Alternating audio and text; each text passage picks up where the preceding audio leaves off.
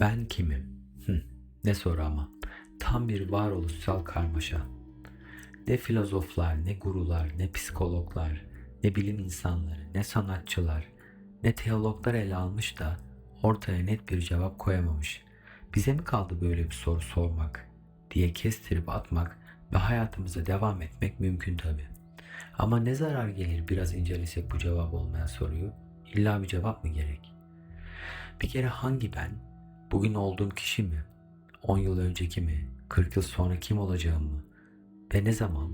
Bu hafta mı? Bugün mü? Şu saat mi? Şu saniye mi? Veya hangi yönüm? Fiziksel vücudum mu? Duygu ve düşüncelerim mi? Davranışlarım ya da inançlarım mı? Fiziksel vücudumuz, aklımız, duygularımız, durumlarımız, hatta esprilerimiz bile sürekli değişiyor. Bazen de inanılmaz ve mantıksız bir şekilde aynı kalabiliyoruz değişmeden. İşte ben kimim sorusunun bu kadar karmaşık olmasının nedenlerinden biri de bu. Ve bu soruyu sorabilmek için bizden önceki birçok mükemmel beyin gibi dipsiz, felsefi, paradoks okyanusuna dalmaya istekli olmamız gerek. Kavrasak da kavramasak da hepimiz aydınlanma yolculuğundayız. Bazıları buna yol, bazıları evrim diyor. Bazıları da yaşlanma. Gelişim ve değişim evrenin kaçınılmaz bir gerçeği. Bir saniyede gözlerini kapat. 10 yıl önceki kendini hatırlamaya çalış ve o versiyonunla bugünkü halin arasındaki dönüşümü fark et. Düşünme biçimin, iletişim kurma becerin ve etrafındaki hayatı algılama şeklin muhtemelen ve umarım oldukça farklıdır. Yani etrafımızda sürekli bir değişim var. Ancak bunun ne kadar farkındayız ve kaderimiz üzerine ne kadar kontrolümüz var? Kişiliğimizi ne kadar biliyoruz? Daha önemlisi potansiyelimiz hakkında kendimizi ne kadar keşfediyoruz? Çoğumuz dünyayı dolaşıyoruz. Birçok konuda başarılıyız. Bazı duygularda fazlasıyla tatmin olma yeteneğine sahibiz. Fakat çoğu zaman bizi olabileceğimiz kişi olmaktan alıkoyan temel bir yara ile yaşıyoruz. Farkında bile olmadan. Kim olduğumuzu tam olarak bilmemenin getirdiği boşluk. Tabii ki biyolojik ve demografik tanımlarımızı bilmiyor değiliz. Ama bazen şu iki şey konusunda net olamıyoruz. Birincisi, ne kadar değerli olduğumuza dair istikrarlı bir duygu. İkincisi, kendi değerlerimiz üzerinde kararlı bir duruş. Kim olduğumuzu bilmeden aşağılanmayla veya övgüyle başa çıkmakta özellikle zorluk çekiyoruz. Başkaları bizim değersiz veya kötü olduğumuza karar verirse ne kadar yanlış, aşırı veya kaba olurlarsa olsunlar onların yargılarını filtrelememizi sağlayacak bir mekanizmamız olmuyor. Toplumun ve çevremizin mahkemesi önünde çaresiz kalıyoruz. Sınırlarımızı çizemiyoruz. Her zaman bir cevap için içimize sormadan önce başkalarına neyi hak ettiğimizi sorar duruma düşüyoruz. Dışarıdan gelen övgüye karşı dayanılmaz bir açlık duyuyoruz. Alkışlar ve onay alma her şeyden daha önemli oluyor. Kalabalığın sevdiği herhangi bir fikre veya aktiviteye doğru aceleyle koşmaya kurban gidiyoruz. Komik olmayan şakalara gülüyor. Moda olan, hak etmeyen kavramları eleştirmeden, filtrelemeden kabul edip tüketiyoruz. Kolay popüler kültür için gerçek isteklerimizi ve yeteneklerimizi görmezden geliyoruz. Kamuoyunun peşinden sürükleniyor, ne istememiz, ne hissetmemiz veya neye değer vermemiz gerektiğini bilmek için içsel bir barometreye danışmak yerine sürekli olarak dünyanın kaprislerini çekiyoruz. Kim olduğumuzun farkındalığından veya anlayışından yoksun olduğumuz için tamamen fiziksel bir dünyaya kilitlenmiş durumdayız ve dışımızdaki şeylerin bizi kontrol etmesine izin veriyoruz. Etrafımızdaki herkes gibi davranma eğilimindeyiz ve bunu düşünürsek bu pek de mantıklı değil. Çünkü eğer istatistikleri incelersek nüfusun %95'i hayata tepki vererek yaşıyor ve asla istedikleri gibi yaşayamıyor. Çoğu insan bir iş buluyor, etrafına bakıyor, herkesin kendi işini nasıl yaptığını görüp kendileri de aynısını yapmaya başlıyor, aynı şekilde. Hepsi üretken bir şekilde çalışıyor, diyelim ki 80 yılın 60'ında ve hepsinin sonunda neredeyse hiç parası kalmıyor. Göze batmaktan, öne çıkmaktan korkup kovulmak ya da dışlanmak istemiyor, yargılanmaktan veya eleştirilmekten fazlasıyla çekinerek yaşıyorlar. Durup düşünmeliyiz belki. Acaba bu insanların herhangi biri ne yaptığını biliyor mu? Bunu yapmanın, yaşamanın daha iyi bir yolu var mı? Belki de bir değişiklik yapmalıyız. Öne çıkmalıyız, farklı olmalıyız. Ama gerçekten farklı olmak uğruna. Şov yapmak, alkış toplamak için değil.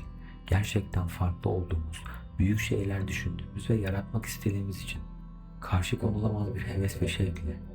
Zihnimizde ne yapmak istediğimize dair hayaller oluşturmalıyız ve sonra yola koyulup yapmalıyız.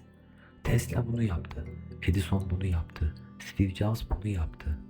Devam edip gidebilirim bu liste.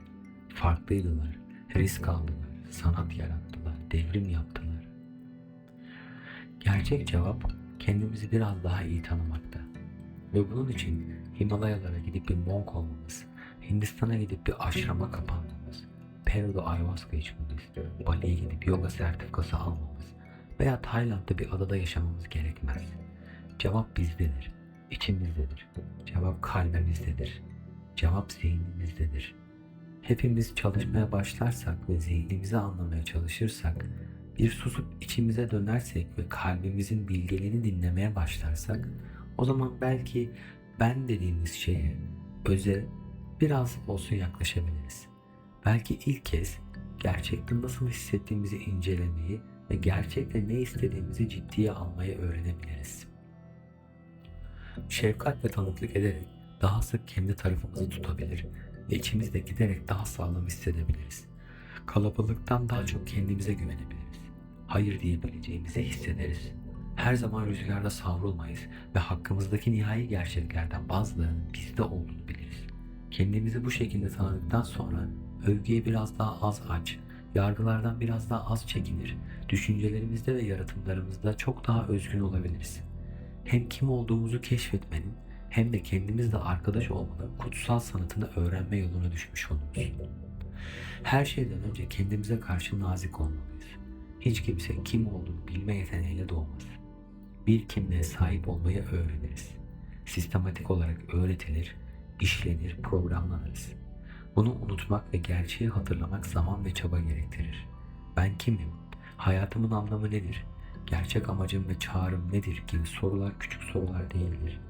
Yaşamın temel sorularıdır ve çoğu kişinin ömrünün bir döneminde sormaya başlaması muhtemel varoluşsal sorgulamalardır. Eğer birisi sana cevaplar vermeye kalkarsa sadece daha fazla spiritüel kelime dağarcığı elde etmiş olursun.